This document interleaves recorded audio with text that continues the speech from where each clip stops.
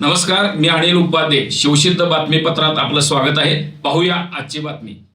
शिरोळ तालुक्यातील दानोळी इथं सोमवारी रात्री भाजीपाला व्यावसायिक भरतेश्वर टोपकोंडा यांचं 25 लाख रुपये खंडणीसाठी अपहरण करून निर्घुण खून करण्यात आल्याच्या घटनेने परिसरात खळबळ उडाली आहे. या घटनेच्या निषेधार्थ आज मंगळवारी गावातील शेकडो ग्रामस्थांनी मूक मोर्चा काढत संताप व्यक्त केला. यावेळी गावातील व्यवसाय बंद होते. छत्रपती शिवाजी महाराज चौकातून सुरू झालेला हा मोर्चा गावातील प्रमुख मार्गांवरून जात जयसिंगपूर पोलीस ठाण्यावर पोहोचला. यानंतर उपविभागीय पोलीस अधिकारी अमोल ठाकूर यांना निवेदन देण्यात आले. यावेळी आमदार राजेंद्र पाटील यड्रावकर उपस्थित होते.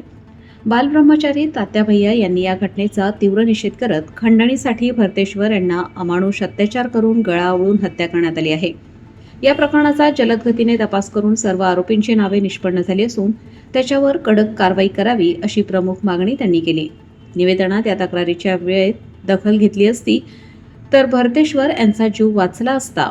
पोलिसांच्या दिरंगाईबाबत चौकशी करून संबंधित कर्मचाऱ्यांवर कारवाई करावी.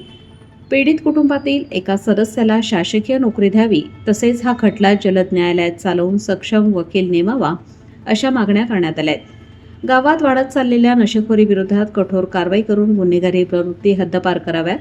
वाढत्या गुन्हेगारीवर अंकुश ठेवावा अशी ही मागणी ग्रामस्थांनी केली. दरम्यान पोलीस अधिकारी ठाकूर यांनी सांगितले की या प्रकरणाचा पारदर्शक आणि सखोल तपास सुरू असून लवकरच चित्र स्पष्ट होईल.